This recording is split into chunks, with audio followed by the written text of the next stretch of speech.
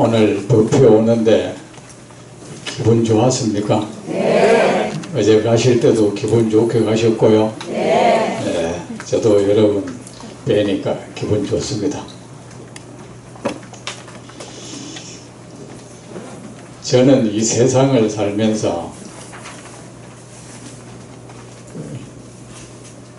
그 몸에 힘이 솟을 때가 부처님 법문할 때예요. 다른 일은 하면은 좀 하면 피곤한데 법문은 부처님 경전은 아무리 읽고 그걸 사람들한테 아무리 얘기해줘도 안 피곤합니다.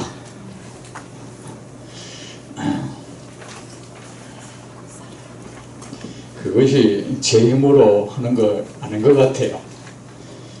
제가 옛날에 폐렴을 아주 심하게 앓은 적이 있었는데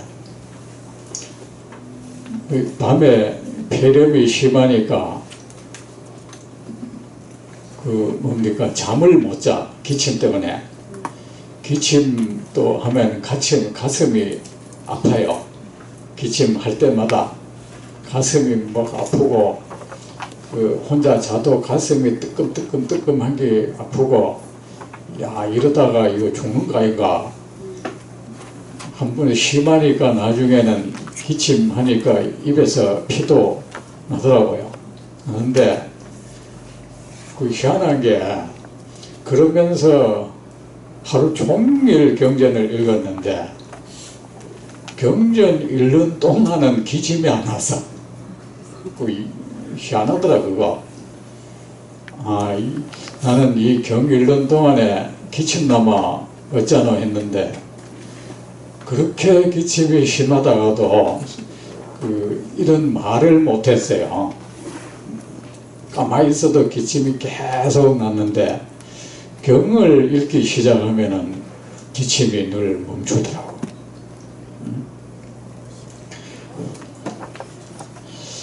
그리고 여러분, 어제 제가 스님들 만나면은 꼭 공양하고 설법을 청하라 했는데, 여러분, 우리는 늘 자기 신분에 대한 이 철저한 자각이 있어야 합니다. 자각이 있어야 되고, 우리가 어디에 머무를 때는 이곳에 내가 왜 있는지, 어디에가를 갈 때는 그곳에 내가 왜 가는지, 또 내가 가는 그곳이 무엇하는 곳인지, 어떤 곳인지에 대한 명확한 분명한 이해, 자각이 있어야 됩니다. 그게 안 되면 사람이 마치 소치는 목동이 말입니다. 소를 이렇게 이리 몰면 이리 우르르 가고, 저리 몰면 저리 우르르 가는 소떼와 같아진다고 부처님께서 말씀하셨죠. 여러분, 절이라는 곳은 뭐 하는 곳입니까? 여러분, 절 많이 다니죠? 절이라는 곳은 여러분, 원래는 절은 절사자를 쓰는데, 원래 그 사자가 관청을 뜻했습니다. 관청사자였습니다. 관청사자였는데 우리나라에서는 절사자로 말하는 건데, 여기 오니까 계속 부처님한테 절하라고 하니까 절하는 장소라는 뜻으로 절사 하고 있는 겁니다. 원래는 사자는 절은 예배한다는 뜻이잖아. 거기 가니까 부처님께 자꾸 예배시키니까 예배하는 곳이라는 뜻으로 절사 하는데, 원래 사는 관청이라는 뜻이었고, 사찰할 때 찰자는 국가라는 뜻이죠. 불찰하면 부처님 나라, 부처님 국토, 부처님 세계라는 뜻입니다. 그런데 여러분, 관청에서 하는 일이 뭡니까? 관청에는 누가 삽니까? 공무원들이 살죠. 유교에서는 옛날에 공무원을 군자라 그랬어요. 군자가 우리는 이 인이 도덕을 갖춘 사람을 군자라고 하는데 원래 뜻은 그 관리를 뜻 가리키는 말이었습니다. 군은 임군, 왕, 군주, 자는 그 아들, 군주의 자식, 군주를 어버이로 섬기고 그 어버이를 섬기고 그 군주의 뜻을 받들어서 이 업조 창생을 위해서 사는 사람, 그를 우리는 공무이죠. 그를 군자라고 하는데, 그렇게 임금의 뜻을 받들어서 업조 창생을 돌보는 사람은 뭐가 필요합니까? 그 어질고 의로움이 있어야 하는 거야. 그래서 나중에는 인이 도덕을 추구하는 사람을 군자라고 하게 되었죠. 하게 되었는데, 여러분, 그 절에는 관청이고 스님들은, 관청은 뭐 하는 곳입니까? 그 임군 제왕의 뜻을 펴는 기지잖아요. 그 절은 뭡니까? 이 법왕, 우리 부처님 법왕의 뜻을 그 펴는 기지라. 거기가 그 군대 가면 기지가 있죠. 사령부. 그리고 그 관청에는 군자가 있듯이 절에는 그 뭐가 있습니까? 부처님의 자식들, 그 법왕자, 그 스님들은 부처님의 자식들, 공무원들인 거야. 그 법왕의 뜻을 받들어서 세상을 유익하게 하는 임무를 가진 사람들이 바로 이 스님들이죠. 그리고 절은 부처님의 뜻을 받들어서 이 업조 창생에게 창생을 교화하고 인도하는 곳이죠. 무엇으로서 기준을 가지고 있어야 됩니까? 되지 않겠습니까? 부처님의 가르침으로서. 저 군자가 임군의 뜻을 기조로 해서 이 관리 업무를 보듯이, 저런 스님들은 우리의 왕이신 대왕 군주이신 부처님의 가르침으로서 이 세상 중생에게 이익을 펴는 신분을 가진 것이 우리 스님들입니다. 그렇다면 여러분, 절에 가는 이유는 뭡니까? 첫째는 부처님께 예배하고 공양하고, 그리고 부처님 가르침을 듣기 위해 가는 곳이에요. 예배 공양하는 것은 부처님 가르침을 듣기 위한 의식이에요.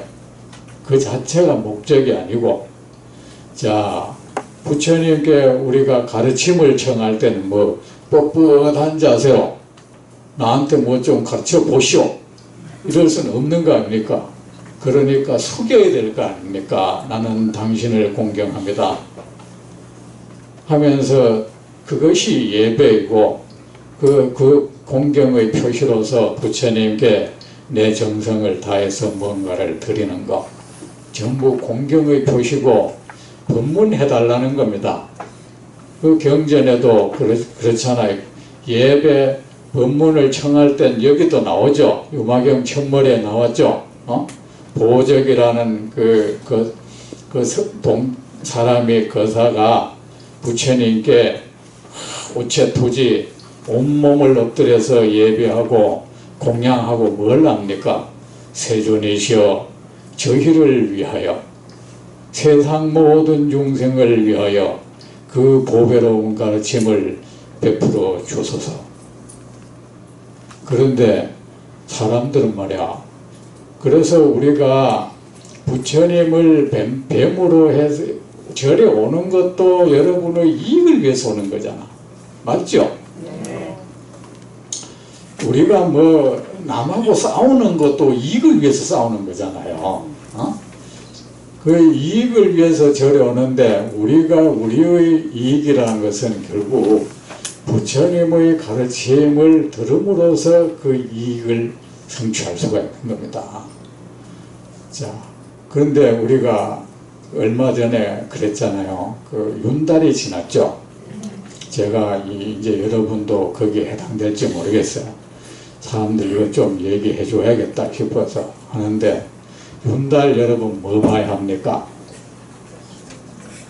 뭐가 봐야 합니까? 말씀해 보세요. 참사술래하죠. 근데 절 세 바퀴 돌면은 뭐가 있는가? 참사술래를 하는데, 저는 그 대승사에서는 그 술래 오는 분들에게 저는 늘 법문을 해줬습니다. 그 내 의무라고 생각하고 요청이 있으면 늘 법문을 하는데, 법문을 어느 이제 단체가 와서 법문을 하다 보면은 또 다른 단체가 거기에 겹쳐서 올 때 있잖아요. 오면은 여러분 어떻게 해야 되겠습니까? 여러분 어느 절에 단체가 그 절에 성지순례를 갔는데 마침 거기 가니까 법회를 하고 있었다. 어떤 스님이 법상에서 부처님 경전을 설하고 있었다. 거기 청중이 듣고 있다. 어떻게 할 겁니까? 거기 앉아서 들어야죠. 그런데 뭐가 바쁜지 우르르 와서 막 꽂고는 우르르 나갑니다. 여러분, 절 세 군데 두르는 것이 뭐 그래 대단하다고.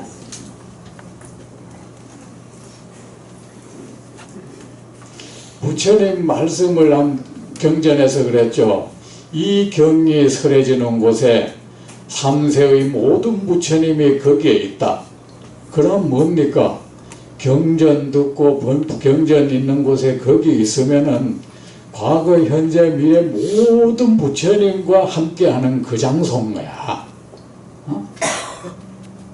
설사 저를 아무리 근사하게 지어놓고 거기 국보가 가득 찼다 해도 여러분, 거기에 부처님의 법이 설해지지 않는다면 그건 도량이 아니에요. 그냥 유적지인 거예요.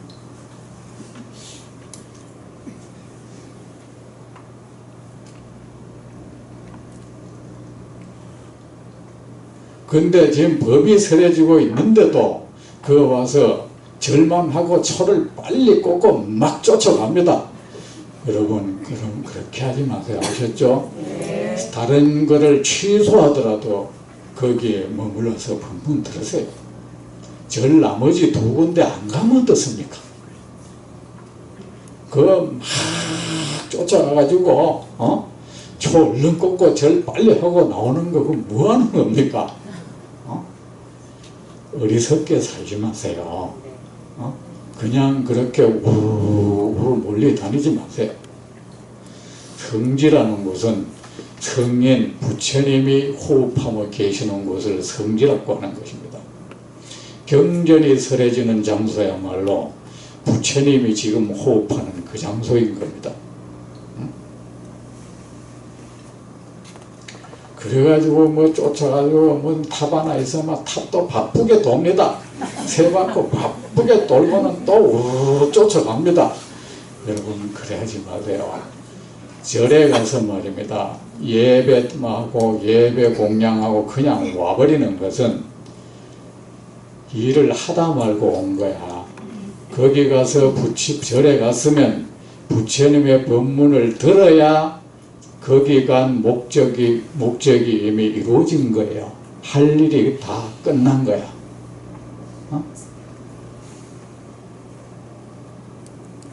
부처님께서 이 세상에 왜 오셨습니까? 중생을 교화하기 위해서 오셨어. 뭐 절받아 먹으려고 온 것도 아니고 중생에게 뭐 이 공양받으러 온 것도 아니고. 아셨죠? 그럼 부처님이 이 세상에 오신 것은 오직 한 이유라. 세상 중생들에게 설법하기 위해서, 가르침을 펴기 위해서, 중생을 깨우치기 위해서, 중생을 올바른 길로 인도하기 위해서, 모든 중생을 그 고통에서 벗어나도록 하기 위해서 오신 것인데, 그거는 결국은 가르침의 말씀을 통해서 전해지는 건데 그걸 안 들어버리는 거야. 부처님도 계신다 보세요. 자, 중생이 온다. 아, 저기에 너의 제자가 오는구나. 아, 기특하다. 내 저에게 이 복된 삶의 길로 내가 인도하는 가르침을 펴리라. 뭐 어디만은 앞에 초를 탁탁탁 켜기만 초딱불 켜기만 뭐 이런 향을 딱 꽂고 저를 팍팍팍팍 하기 바빠졌어.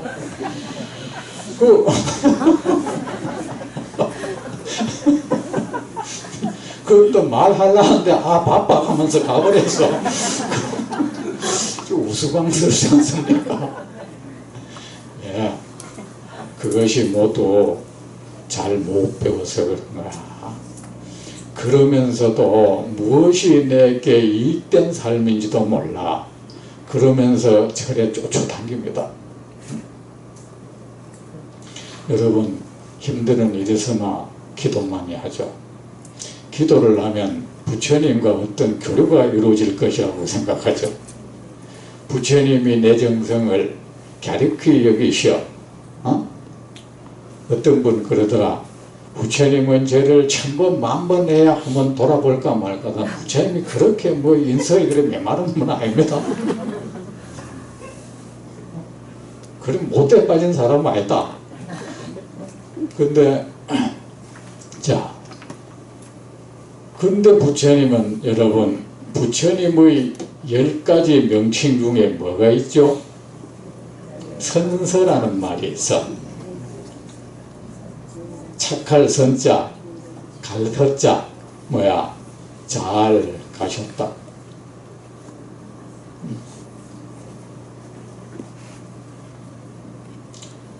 어떻게 잘 갔는 건지 알아요? 완벽하게 죽었다는 소리야. 우리가 죽음을 높이는 말로 뭐야? 서거라고 하죠. 사람의 그 죽음에 대한 높임말이에요. 훌륭한 사람이 죽으면 서거했다. 갔다. 근데 중생은 갔다 또 오는 게 중생이야. 근데 부처님은 왜 잘 갔다 하는지 아세요? 이 고통스러운 세상을 완전히 떠났다는 뜻이야. 다시 오지 않아야 잘 간 거죠. 온다면은 잘 간 게 아니죠. 열반이란 말도 이 세상에 다시 태어날 조건을 완전히 소멸시켜 버린 것을 열반이라고 합니다. 완벽한 죽음. 선서라는 것은 완전히 죽은 사람이라는 뜻이에요. 여러분은 완전히 죽기 싫죠? 어쨌든 다시 오고 싶다. 부처님은 완전히 죽은 분이야. 이 세상에 올 어떤 근거도 안 남긴 분이에요. 그런데 뭐 갔다가 먼 미련이 있어서 부활을 해가 여기 와서 또 이 사람들 공양받고 나하고 뭐 교류하고, 여러분 그거는 여러분 우리의 해석일 뿐이에요. 우리의 감정상일 뿐이에요. 부처님이라는 어떤 개체 존재가 뭐 무형으로든 유형으로든 이 존재해가지고 내가 거기다가 막 잠도 안 자고 하면은 내 정성을 가리켜 여기가지고 그래 뭐 니한테 뭐 떡 하나 줄게, 그렇게 할 분 같으면 여러분 우리 이치적으로 생각해 보자고. 부처님은 대자 대비하신 분이고 누가 나를 믿거나 안 믿거나 차별하지 않는 분이라 했어. 그런데 나한테 정성 기울인다고 그 사람한테는 어떻게 해주고, 나한테 정성 안 기운다고 그 사람은 좀 뭐 덜 해주고, 이러면 우리 필부와 뭔 관계가, 뭔 차이가 있겠습니까? 우리 범부와. 어떤 사람은 그럽니다. 뭐 우는 아이한테 밥을 젖을 먼저 주는 거. 부처님을 그렇게 비교하면 안 된단 말이지. 그런 맹한 어머니하고 다르단 말이야. 부처님은 정말 대자 대비하시다면은 보세요. 저기 한 선량 착한 사람이 저 도탄에 빠져 있다. 그 빌든 안 빌든 뭐 건져주면 안 되나? 꼭 나한테 잠 안 자고 와서 울면 불면 매달리야. 건져줄 이유가 없잖아요. 하이 어린 아이가, 철없는 아이가 물에 떠내려가는데 왜 꼭 기도라는 걸 해야가를 건져주고. 보세요. 우리 범부도 말입니다. 길 가다가 어떤 사람이 철길에 말이야 휙 빠지마 위험을 무릅쓰고 건져낸다. 나한테 부탁 안 해도. 응? 그런데 하물며 일체 중생을 건지기 위해서 이 세상에 왔다는 부처님이 또 그런 능력도 있는 분이 나한테 특별하게 공양 안 하고 공양하고 뭐 기도하고 온 정성을 바쳐야 해준다면 그분을 성인이 아니야. 그분은 필부예요. 그냥 필부도 그보다 나은 사람 많아. 그럼 뭐야, 우리가 기도를 하고 하면은 이분이 말이야, 아주 우리는 나의 일방적인 생각이에요. 부처님은 이 세상을 완전히 떠나신 분이야. 그러면 어떻게 해야 우리가 부처님과 교류가 일어나나? 부처님은 내가 직접 너에게 그대들에게 나는 복을 주지 않는다 그래서 나는 길이 아니다. 나는 다만 길을 가르칠 뿐이다 해서 우리가 부처님 가르침 따라 부처님은 어떤 것이 복된 길이고 어떤 것이 이 불행을 낳는 길인지 그것을 우리에게 가르쳐준 분이야. 그 가르침을 세상에 두고 완전히 떠난 분이야. 그럼 우리는 뭐야? 가피라는 것은 뭡니까? 부처님의 가르침을 열심히 배우고 익히고 그 가르침 따라 행했을 때 그래서 내 존재의 땅에 있는 그 불행의 요인들을 내 그 부처님 가르침 따라 살면서 그걸 다 제거하면은 내 이 존재 단지에 말이야 상스러운 이 에너지로 가득 채워지고 잘못된 업으로 인한 그 잘못된 과보를 부르는 그런 원인들이 싹 사라졌을 때 그게 우리가 부처님 믿는 가피라는 거야. 아셨죠?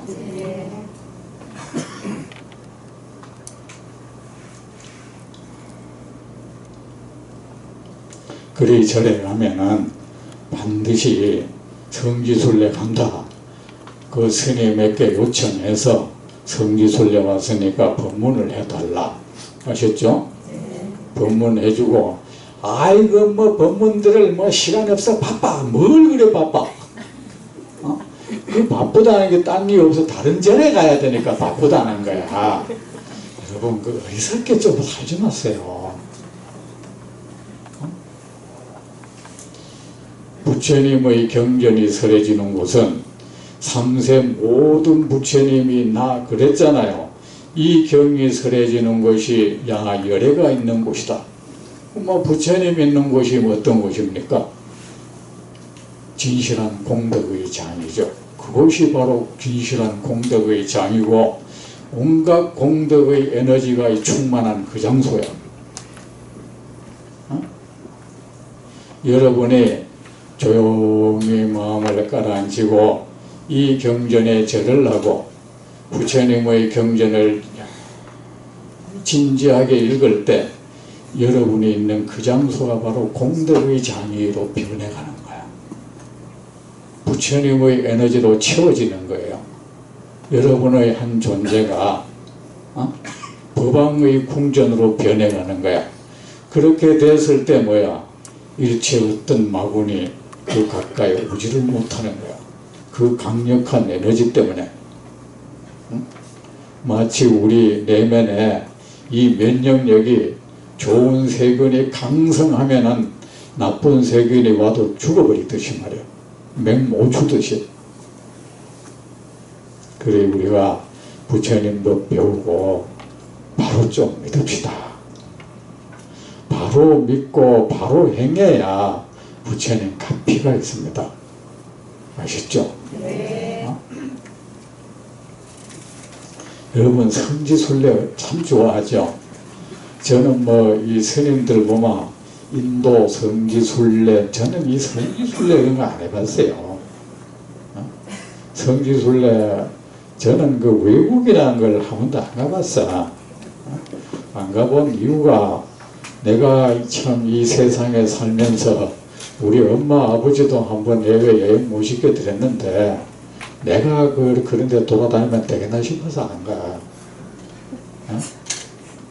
그리고 이 신도들이 이 준 돈, 그 돈이 거기에 말고 유용하게 쓰여질 때가 너무 많아. 그래서 왔다 갔다 하는데 돈 아까워 정말로. 그 뭐 또 부처님 성지순례 그 태어난 곳은 어차피 옛날 그곳이 아닌데 뭐.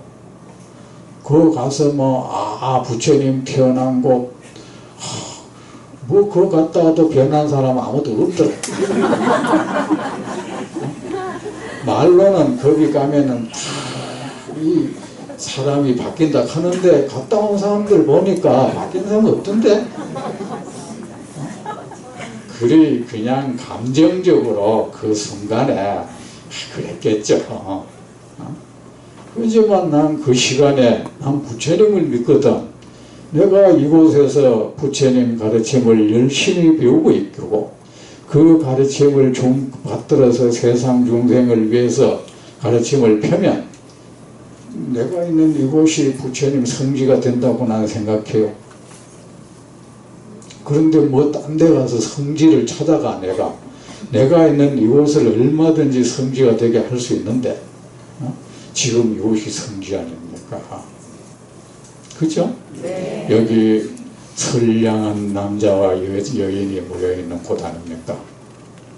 오직 부처님께 절하고 예배하고 부처님 가르침을 받들어 따를 배우고 익히는 곳으로 기쁨을 삼는 존귀한 남자 여자, 성스러운 마음을 가진 존귀한 남자 여자가 있는 곳, 이곳이 성지 아닙니까? 그것을 벗어나지 마세요. 아셨죠? 네. 여러분은 자각합니까? 이곳이 어떤 에너지가 채워져 있는 곳이라는 것을. 그러니까 늘 열심히 공부하는 이 사람들이 있는 그곳에 가세요. 거기에 상스러운 에너지의 장이에요. 내 혼자 뭐 저래 가만히 가서 뭐 촛불 올리고 가만히 뭐 간생보살 하도 왔다. 그건 혼자 기분이야.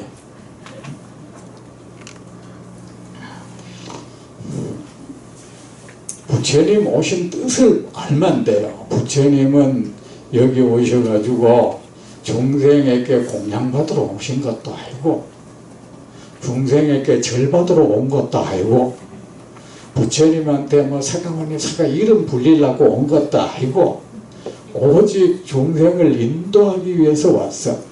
중생에게 설법해 주시기 위해서 왔어. 그러면 당신이 이 세상에 오신 뜻에 우리가 부합해 드려야 되는 거죠.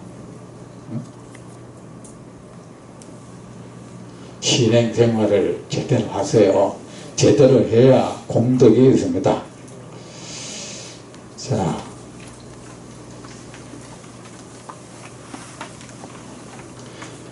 칠 페이지 밑에서 둘째 줄.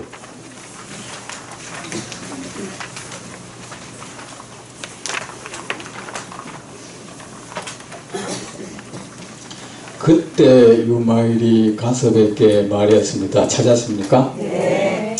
가섭님, 한량없는 세계에 있는 마왕들은 흔히 불가사의 해탈에 머무르는 보살로서 중생을 교화하기 위한 방편으로 마왕의 모습을 나타낸 것입니다.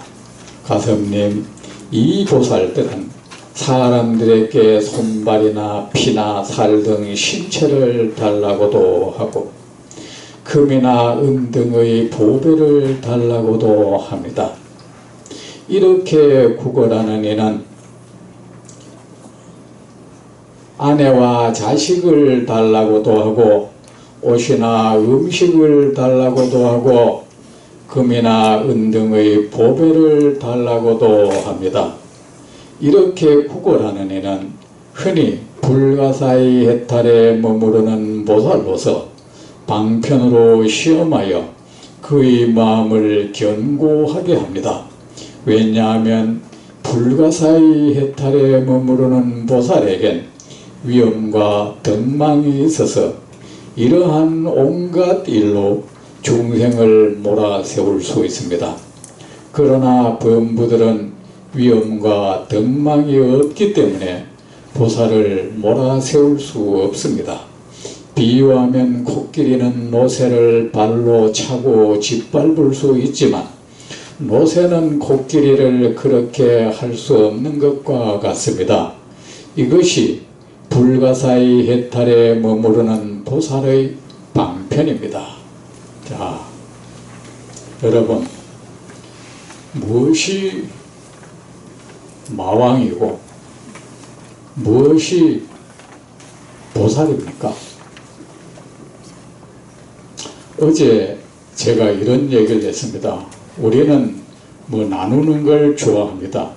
좀 더 나은 것, 좋은 것과 나쁜 것, 더 고급과 덜 고급스러운 것, 이렇게 나누는 걸 좋아하고, 어쨌든 나는 더 고급스러운 편에 나를 세웁니다.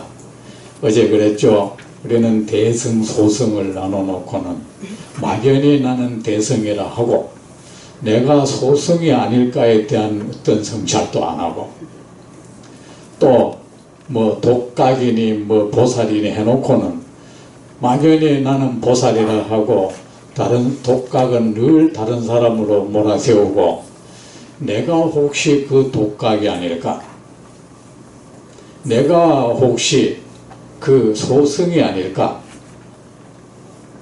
또 내가 마왕이 아닐까.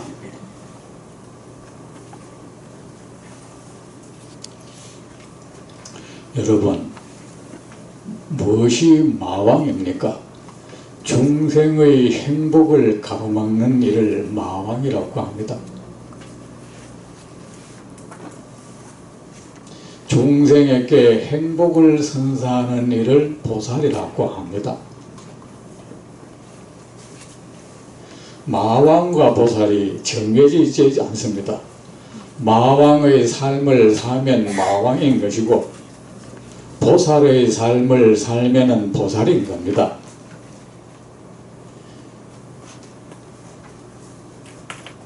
하천한 천한 마음을 가지고 천한 삶을 사면 천인이 되는 것이고, 고귀한 마음을 가지고 고귀한 삶을 살면 그가 고귀한 신분의 사람이 되는 겁니다. 그럼 여러분은 세상의 사람들에게 행복을 안기면서 삽니까? 불행을 안기면서 삽니까? 이 세상 사람들에게 기쁨을 선물하는 일은 보살이고 고통을 선물하는 일은 마왕입니다. 여러분, 자, 어떤 사람이 나한테 짐을 지워주면 여러분 그 사람 싫죠? 그죠? 짐 지고 여러분 길을 가는 거는 싫죠? 다른 사람이 내 짐을 덜어주면 내 어깨에 올려 내 어깨에 짐을 얹어주는 사람은 여러분 싫죠? 결혼생활 이래 해도 처사님들이 말이야 요런 거 하나라도 먹고 나도 보고 꼭 씹도록 하면은 싫잖아. 여기 처사님들도 계신데 그러면 안 되는 거야.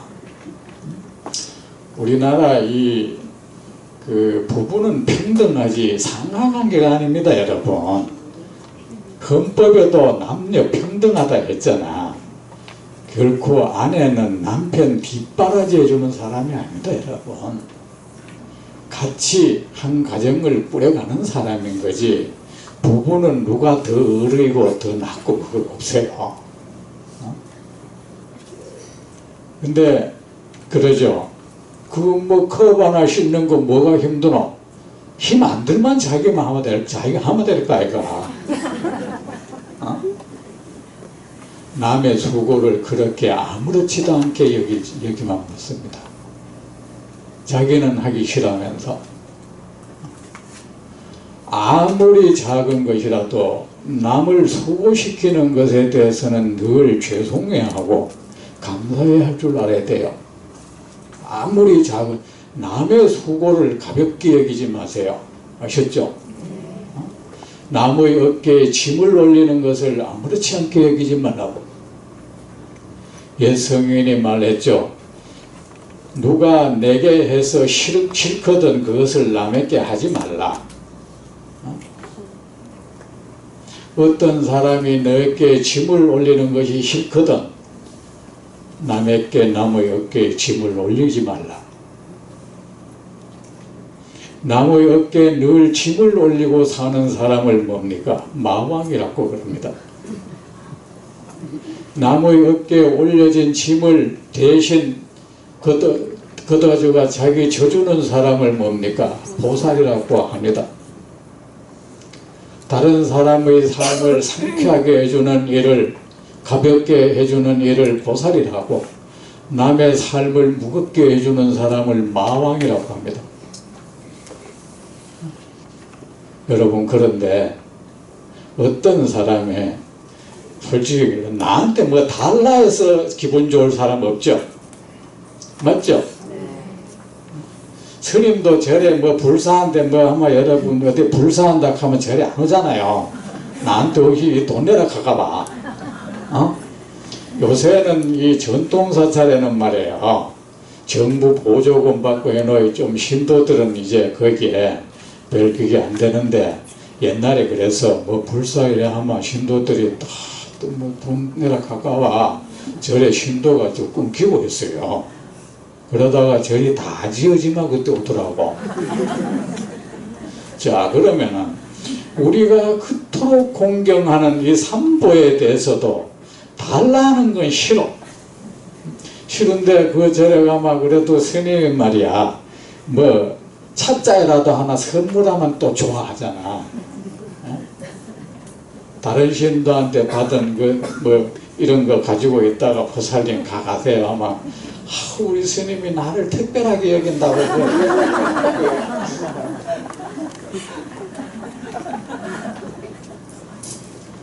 그 어떤 스님은 그걸로 이제 신도를 이래 다스린 사람들이 또 있어.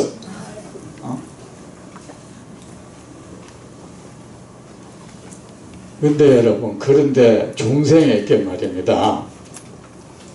중생에게, 어느 중생이란 것은 다 소유하는 것을 좋아하고 내 소유된 것을 누구에게 주는 것을 싫어합니다. 그렇죠? 맞지 않습니까? 내가 여러분 옷도 그렇잖아요. 필요 없어도 농에 쌓여잖아. 나중에 입는다고.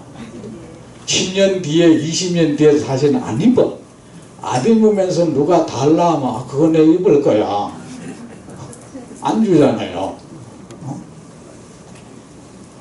근데 중생이란 소유하는 것을 좋아합니다. 그리고 내 소유를 내가 소유하고 있는 것을 달라고 하는 사람은 싫습니다. 달라고 요구받을 때 누가 내한테 뭐 달라고 할 때, 내한테 있는 돈 달라, 내가 가지고 있는 금바지 달라, 내 옷 벗어 달라, 달라면 뭡니까? 썩 유쾌하지 못해. 그죠?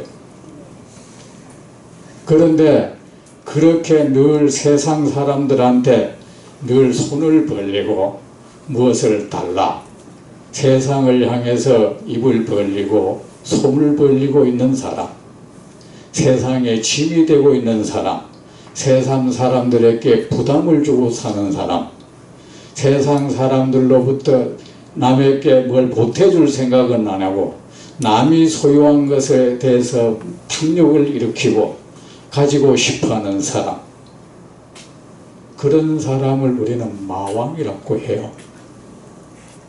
그래서 사람들이 내게 뭘 안 주는 것을 원망하고 세상 사람들이 나에게 안 해주는 것에 대한 원망을 가지고 사는 사람, 그러가 그 사람이 나쁘든 좋든 내 입에 뭐 넣어주면 헤헤거리면 좋아하는 사람, 그가 바로 마왕이에요. 그런 사람은 이 세상의 행복을 생박에 방해를 놓고 사는 사람들이야. 그 대신에 내가 가진 것을 세상 사람들에게 주기를 좋아하는 사람, 그를 보살이라고 합니다. 남에게 뭘 얻어 가지는 것에서 기쁨을 삼는 사람을 마왕이라고 하고, 내가 가진 것을 남에게 베푸는 것으로 기쁨을 삼는 사람을 보살이라고 합니다.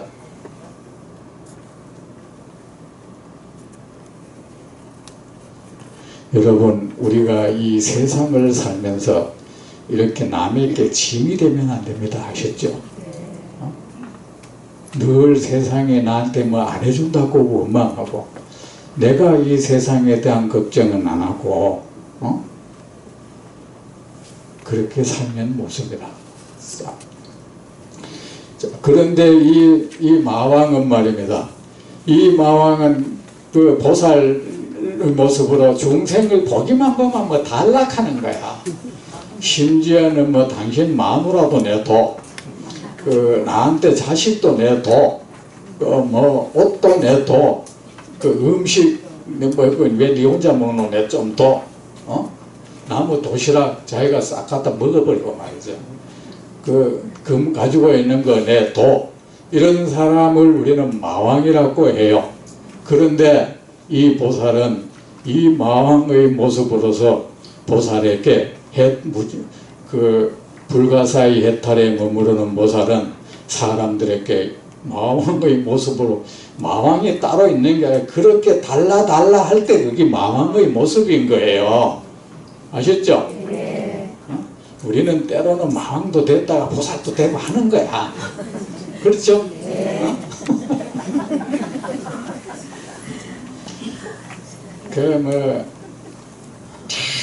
부모님한테도 부모님이 그 가지고 있는 재산 다른 사람한테 더 주면 분노 이렇게 내 마왕의 모습을 지금 하고 있는 중인 거야.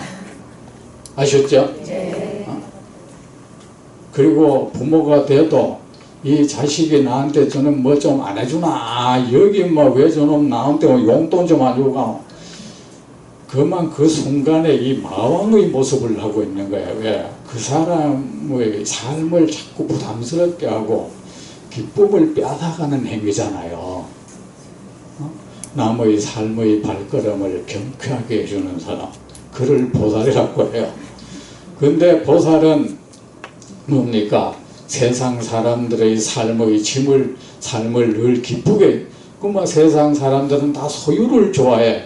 그러니까 보살은 자기가 소유한 것을 사람들한테 막 주는 것으로 기쁨을 여겨 다른 중생을 기쁘게 해주는 것으로서 기쁨을 삼아. 그가 보살인 거야. 여러분, 그리고 이런 행을 할 때 이것이 모든 이 도를 이루는 근본이 된다는 거예요. 여러분, 이 보시할 줄 모르는 사람은 도를 이룰 수가 없다 했습니다. 그는 말입니다. 그 마음 땅이 메마른 사람이야. 이 깨달음의 태양은 이 기름진 마음 땅에 떠오른다 했다. 이 깨달음이라고 하는 이 공덕의 나무는 기름진 마음 땅에 떠오른다고 해서 자라난다고 했는데, 그 마음이 사람에게 뭘 베풀 줄 모르는 사람, 그건 위축된 마음이잖아요. 그 가진 것을 뭐 남에게 자랑이나 하고 과신하고 그것을 미쳐 누려가 남 없인 여기기나 하고, 다른 사람 뭐 커피 말이지, 이거 뭐 그 비닐봉지 해가 이제 마시는데 나는 그래도 커피집에 말이지 이 나비 넥타이 맨 사람이 와서 탁 해주는 그 서서 막 뜨뜻함을 느끼고 그게 뭐 그렇게 대단한 겁니까? 그러지 말고 여러분 가진 것을 좀 베푸세요. 아까워도 베푸세요. 아셨죠? 네. 그 용사는 말이 어차피 주는 것은 아깝게 돼 있어. 여러분한테 아까워하지 말라고 내 말하진 않겠습니다. 적군이 있습니다. 적군을 향해서 달려가는 용맹한 장수, 그를 우리는 용맹한 장수라 합니다. 어떤 사람은 도망을 갑니다. 도망가는 사람이나 적군을 향해서 돌진하는 장수나 두려운 마음은 똑같습니다. 달려간다고 해서 두려움이 없는 건 아닙니다. 그는 그 두려운 마음을 가지고 적을 향해서 달려가는 거야. 이 국토를 구하기 위해서. 보살은 말입니다. 아깝지만 아까운 그 마음을 가지고 보시하세요. 그래도 공덕은 있는 겁니다. 여러분, 우리는 우리의 말과 행동은 마음에서 비롯돼. 그죠? 그런데 여러분 그거 아세요? 마음에서 비롯되는데 말과 행동은 그 마음을 고착화시키는 역할을 해요. 예를 들어서 내가 겁이 좀 많더라도, 겁이 있더라도 군인들 막 공가를 부르잖아요. 두려움을 극복하기 위해서 공가를 부르는 거예요. 근데 막 공가를 부르고 두려우면서도 두려운 마음을 안고 그대로 적을 향해서 달려가는 이 노릇, 이걸 자꾸 하다 보면 속에 있는 이 두려움, 공포심이 자리를 못 잡아.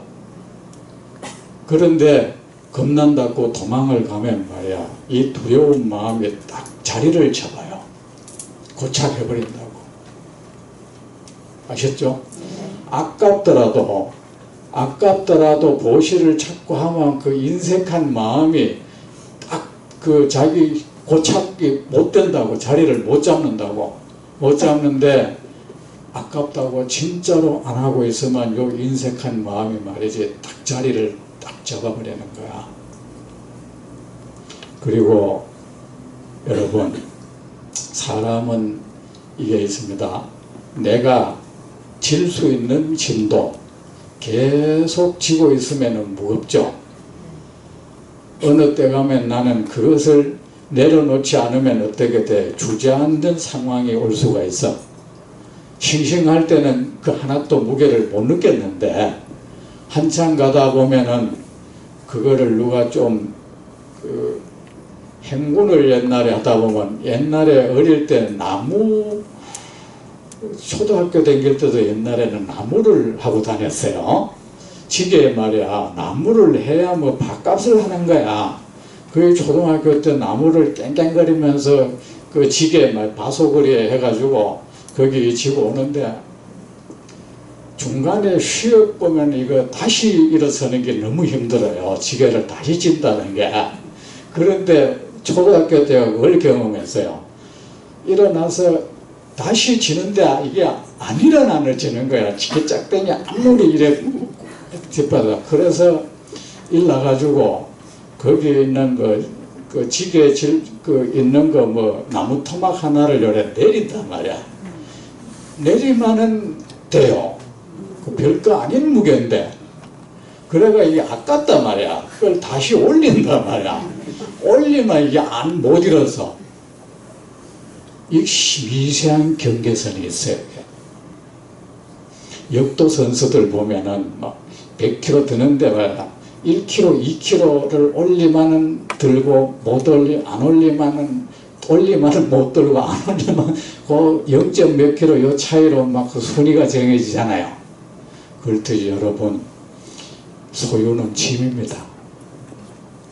아셨죠? 짐이고 여러분이 못 느끼는데 계속 어느 시간을 흘러가면 그것을 계속 가지고 있으면 그것을 통째로 잃어야 될 상황이 올 수가 있어. 내가 그것을 가질 에너지가 이제 떨어져 갈 수가 있어.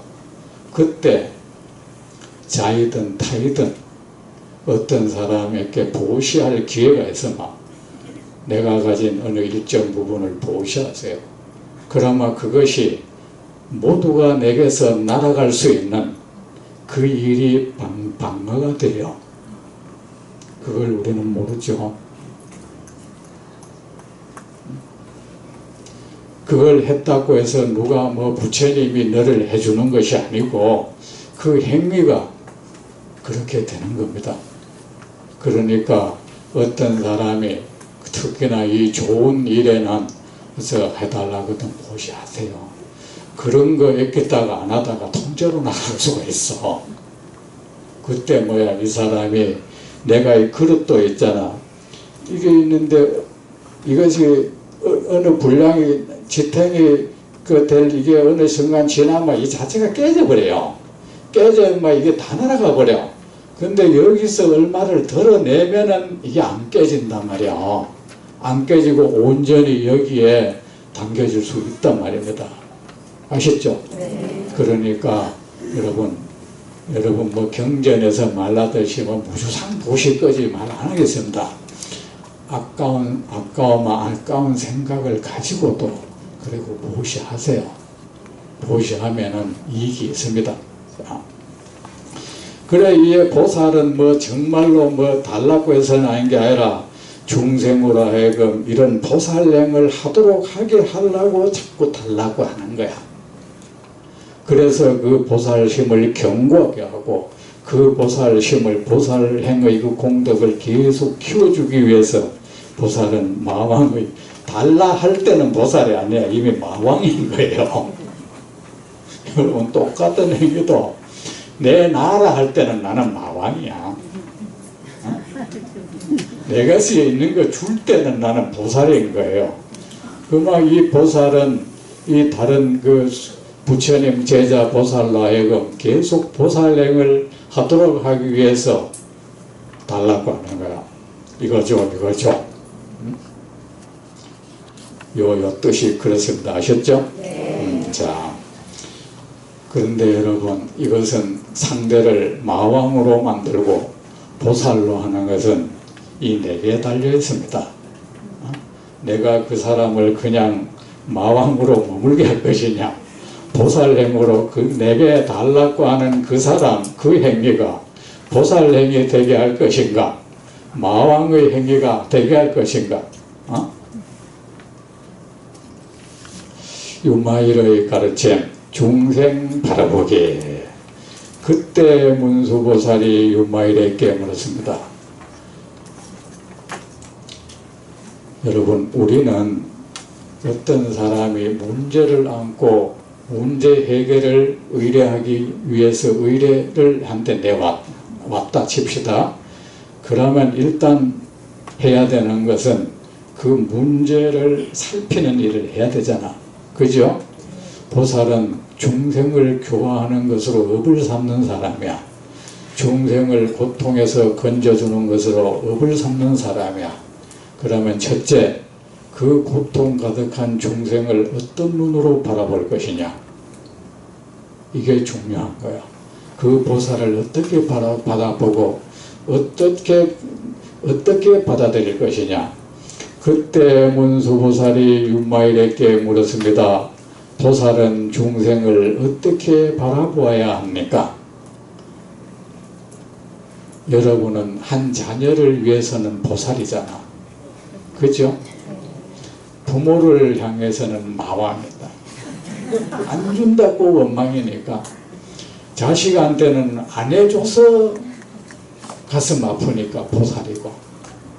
그렇죠? 그때 문수보살이, 그리고 이 요새는 사람들이 그래요. 요새 이 복지국가 말마야 합니다. 여러분, 나의 존재가 이 세상의 행복, 복지가 되도록 하기, 우리는 그런 마음을 가지고 살아야 합니다. 그게 보살입니다.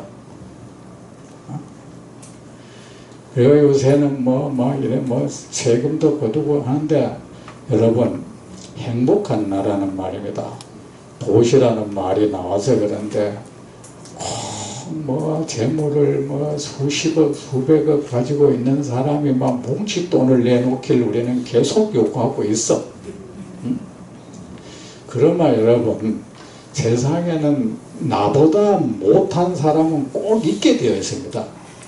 나도 부족하지만 그래도 나보다 더 부족한 사람을 위해서 나한테 있는 그 부족한 것을 주는 그 사회가, 사람들이 그렇게 살 때 그 사회가 복지사회가 되는 거예요. 꼭 부자세 먹여가지고 막 돈 뜯어내고 그래가지고 뭐 어찌하고 그래봐야 그 얻어먹는 사람들은 계속 부족한 거야. 왜 이것밖에 안 주는 거야? 이 한 마음에 다른 어떤 사람의 삶을 염려할 때 이 마음에 불행이 사라지기 시작해. 아시죠? 보살의 삶은 우리 자신을 불행에서 구해줍니다. 보살심은 남에게 요구하는 것이 아니라 주위에 그래도 나보다 그래도 못, 내가 양말이 두 조각이다, 두 켤레다, 이 세상에 양말 한 켤레 가진 사람도 있어. 그러면 한 켤레 가진 사람에게 내 한 켤레 줘. 그게 보살행인 거예요. 근데 뭐 부자들이 뭐 돈 좀 내놔야지 뭐 하고 그거 못 쓰는 마음이에요. 이 세상을 복되게 하는 것은 어느 특정 사람의 의무가 아니에요. 우리는 어디에 머물든 내가 머물고 있는 그 국토, 그 세계의 행복에 이바지할 줄 알아야 돼. 그 사람들을 거기 삶에 그 나라의 행복에 이바지 못한다면 나는 그걸로 죄송스러워해야 되고 미안해할 줄 알아야 돼요. 남이 안 내놓는 걸 왜 원망합니까? 자기도 안 내놓으면서.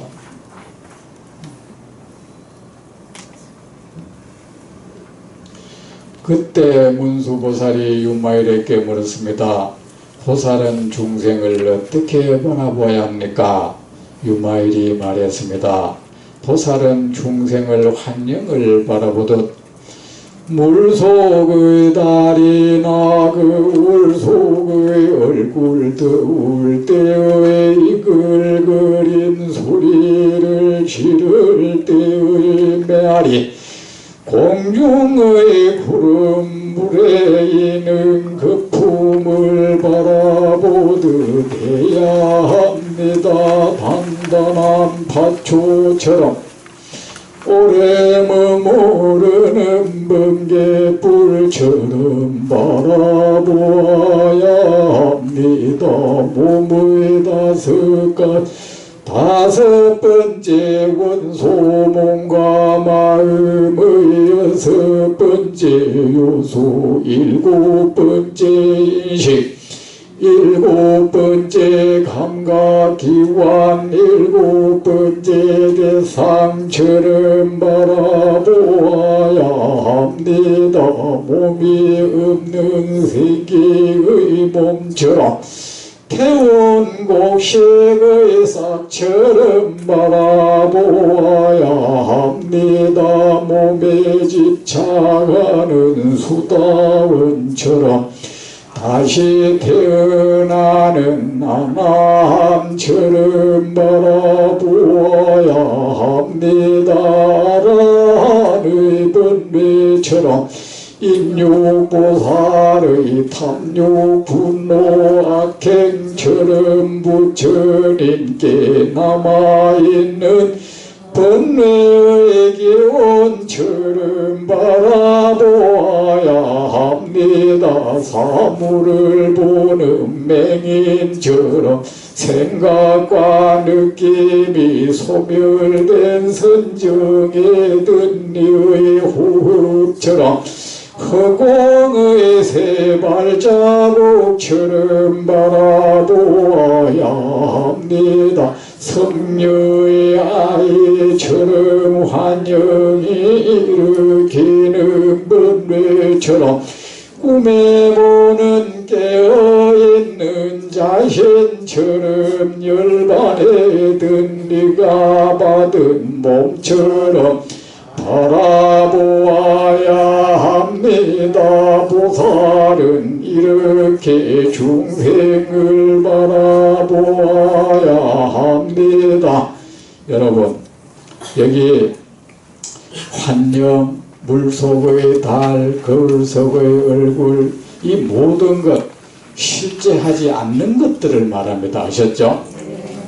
있는 것 같지만 사실은 존재하지 않는 것. 여기 단단한 파초, 파초는 다 단단한 게 없잖아요. 단단한 파초는 존재하지 않잖아. 다 잘 부러지잖아. 그죠? 그리고 오래 머문 번갯불은, 오래 머무는 번갯불은 세상에 없잖아요. 없고 몸의 5가지 원소, 몸은 땅, 물, 불, 바람이라는 4원소로 이루어졌잖아요. 5번째 원소는 없잖아요. 그리고 몸의 6번째, 몸과 마음의 6번째 원소는 색수상 행식 있잖아요.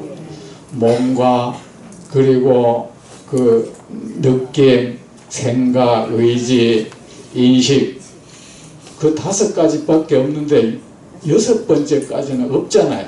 그것도 존재하지 않는 걸 뜻해요.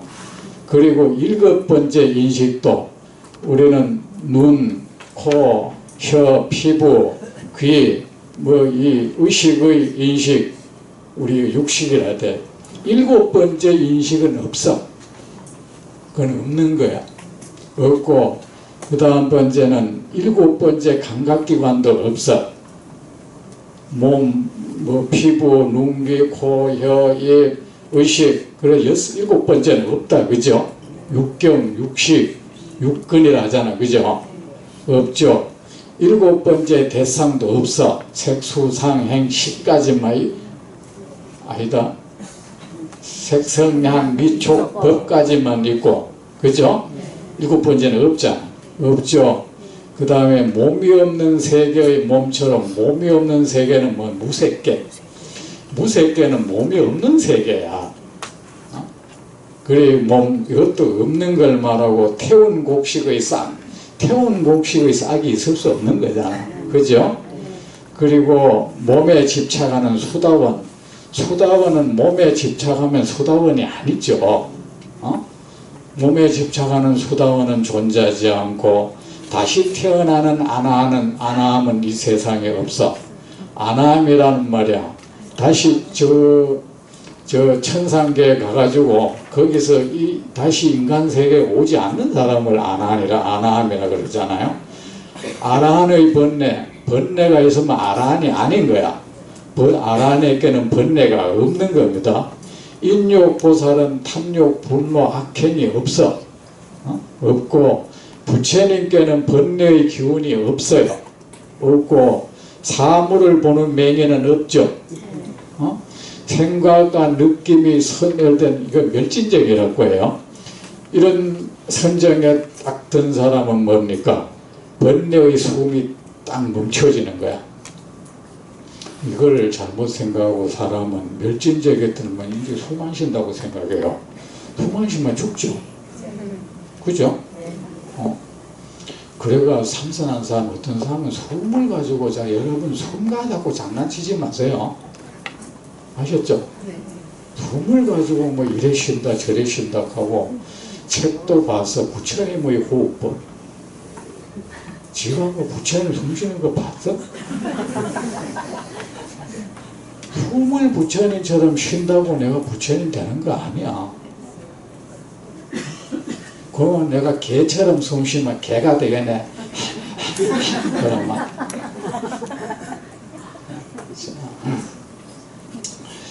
사물을 허공의 새 발자국은 없잖아요. 성녀의 아이는 없죠. 환영이 일으키는 번뇌란 없죠.